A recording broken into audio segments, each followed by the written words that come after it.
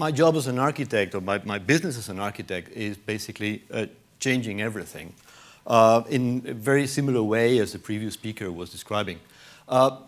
Things need to change, architecture needs to change because society is changing. In fact, everything is changing. And to show how this may be understood not as a paradox, I want to show you this image of a typical family from the 50s on the right and a typical flat from the 50s as well on the left.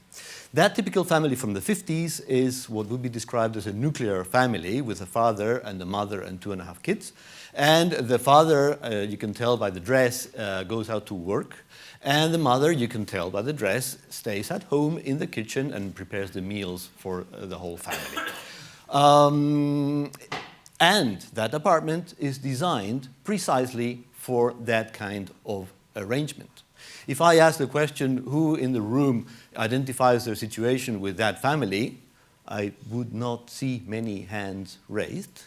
But who thinks that flat is normal? People will be a bit bewildered maybe, because that is actually quite a normal flat. A 2-bedroom flat, master bedroom, a kitchen, a dining room, and a living room. But in fact, that flat is specifically designed for those things we've just seen in that family. So there is a service room called the kitchen, where the person who serves goes to prepare the meals and bring them to the table where the rest of the family is waiting for her.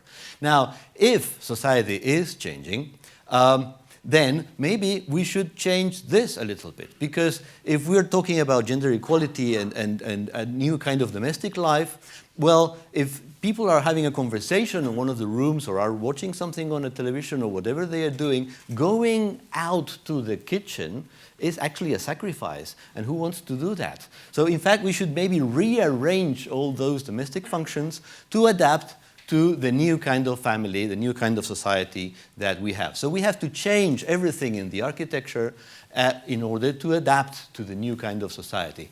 Back 15 years ago, we did a study on the kind of families in Spain. If you read Sunday supplements, you will have found articles about the new kind of families, and we saw how many there were of each. Maybe if I now ask who identifies themselves with these different situations, there would be a few more hands. And then we tried to see how many of those families were living in apartments, flats, homes, designed for their specific condition.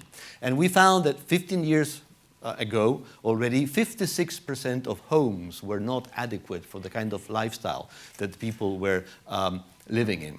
So that's a conundrum. That's what have we been doing as architects about it? So first, in 2001, we started working in this eco-neighborhood in Toledo, where houses were meant to be cut to measure. So it's a structural system that allows you to cut to different sizes and different internal arrangements inside, in what we call fuzzy architecture, architecture you can adapt to anything. Or we've been doing examples of specifically designed typologies for specific needs, different kinds of needs. But the thing that I find most interesting is when we did this debate in 2008, an open debate, to see what can housing be that is not now. With students from this school, actually, they prepared some videos explaining different possibilities of lifestyle, meaning the home where to live, the actual physical place. And we got together in an auditorium with participants of all kinds to see it. Before people entered the room, they were interviewed, and they were asked questions like, would you like to live in a house like this? And it was described, maybe small apartments with a shared kitchen and a living room so that somebody can come and share functions in the room. Well, I'm not going to go into detail. People said, no. Then we went into the room, showed the videos with the explanations on how these things could be as something that maybe people could rent. Like it's something that's ready to be ready and available. And we started a debate. People showed their concern.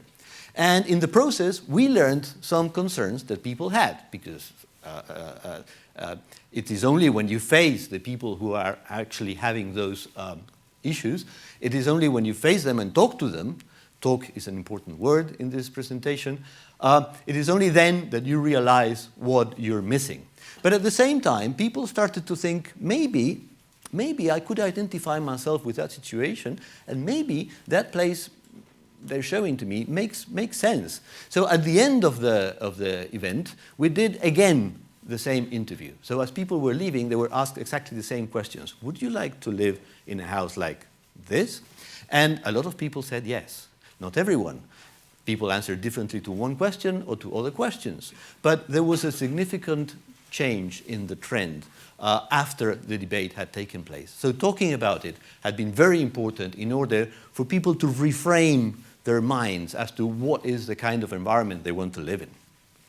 Now, this variety of situations has a deeper significance than just the family. I mean, the family is just an example, because in the 50s there was one single model of family.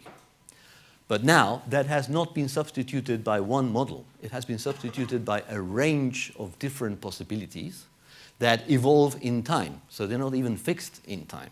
There are many different ways, and they change. People get divorced, rearranged. They, you know exactly what I'm talking about. And that is part of something that sociologist and philosopher Zygmunt Bauman described as liquid society in his famous already book, Liquid Modernity. So there was a solid modernity in the 20th century where things were very rigid, structures were hierarchical, and now we live in a more liquid situation where things are variable and flow in a different way. It doesn't apply to families only, it applies to everything. It applies to culture. A cultural center in the 50s was a place with an auditorium and an exhibition area where somebody programmed a theater play or an opera, and somebody programmed an exhibition, and people went to that place. Now, culture these days is a very different thing. You know about it. People have blogs, people write, people have Instagram, people are empowered to do many more things than they were before. And there is a totally different feeling of what culture is. Culture is created by all of us here today, for instance. And that is a much more liquid situation. Now, what kind of cultural center can you do? What kind of fulcrum can you create to facilitate people interchanging ideas with each other? And when we did the master plan for the Western Cultural Center in Belgium, we started talking. We started having 2 full weeks at different moments with meetings in the morning, meetings in the afternoon. This, in the picture, is students from a local high school. We were trying to work out what would be a good idea for them to go to the cultural center and do things, right?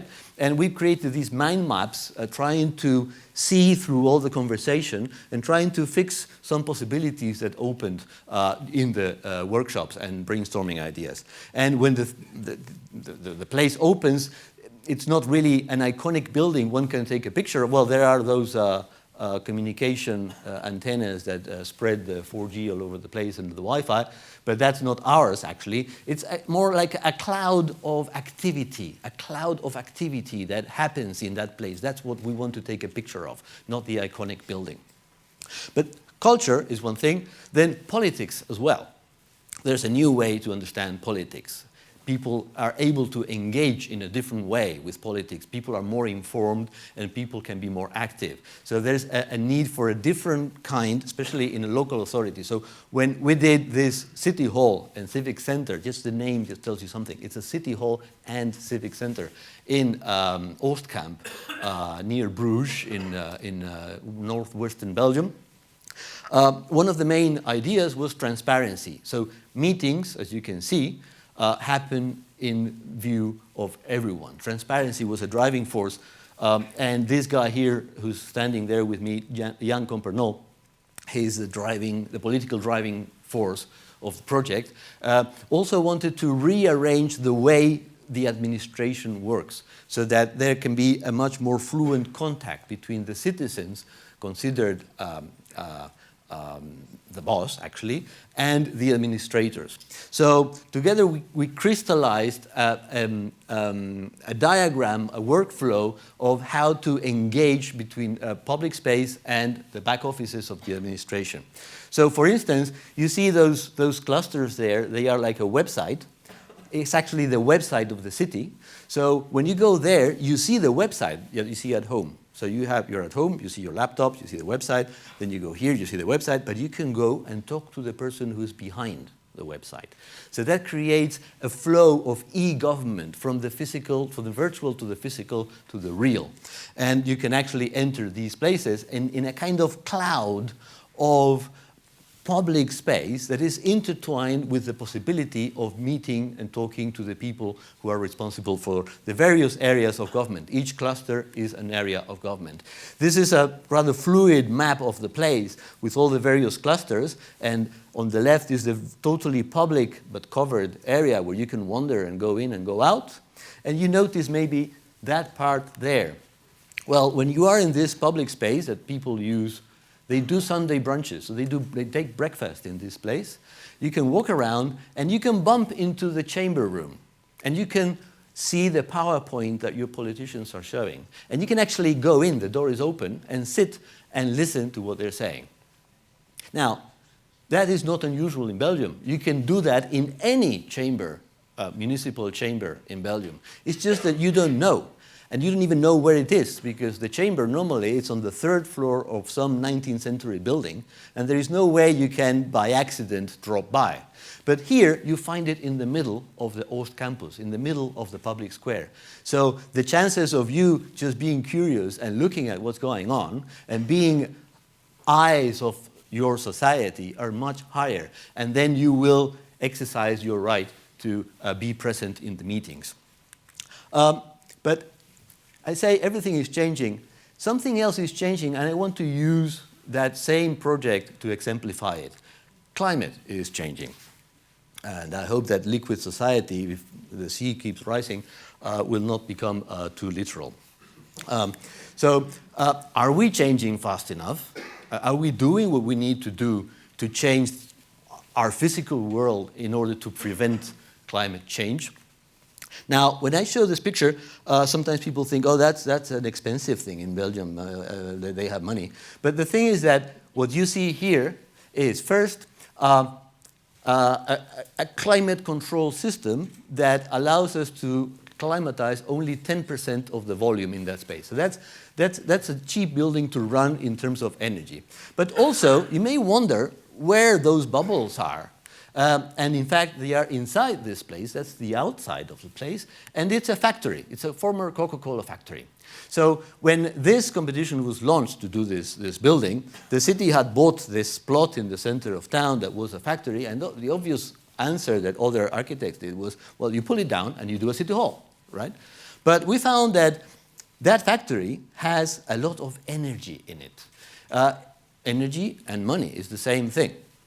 So we looked at the concrete slab, the foundation slab. We looked at the structure, actually the rioletting, the word comes out in Flemish, the sewage system, the electricity system, all those things that people don't generally consider, they have a cost and an energy cost. That's called embedded energy.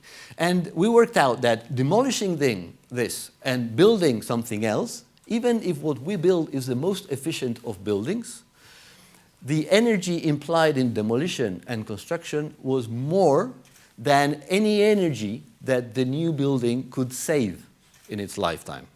So what we have to do, clearly, is to use the existing. And that's what we did. Obviously, if you say to the mayor, we're going to do the town hall here, it's going to look a bit, where's my office going to be?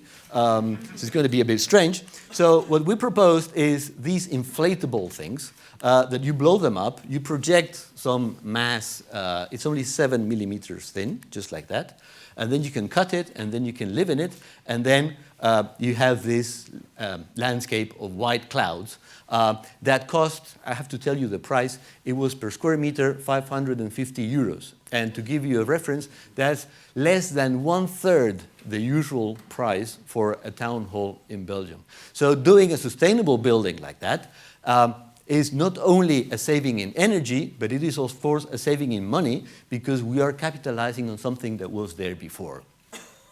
But it also affects the economy. I mean, families, culture, politics, economy. You know, this liquid society means also business become more liquid. So maybe businesses are smaller, and then they, through outsourcing, they grow in different ways and change in different ways. Or maybe businesses are bigger, and then hierarchies don't really work, so they have to do some clustering and re-networking.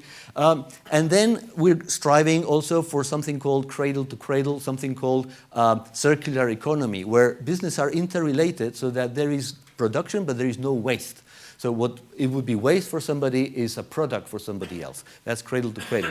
So we've just finished, this building here was finished 2 weeks ago.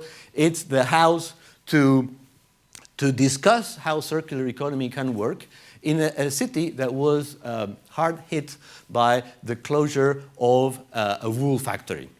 So it's a place to discuss what possibilities there are, what business can come here. It's a place to talk. And talking becomes, again, very important. We're also proud of, that was the first cradle-to-cradle building in France.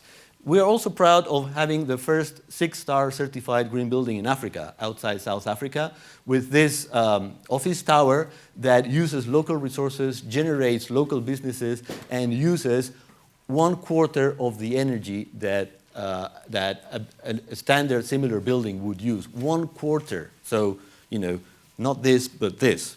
And we achieved that by doing a workshop, talking to people, understanding the climate, understanding what possibilities there were with what people can do and know how to do, understanding the idea of comfort for those people, basically talking. And that is actually the gist of it all. How to change things. My view is that to change things, you need to talk a lot. Thank you very much.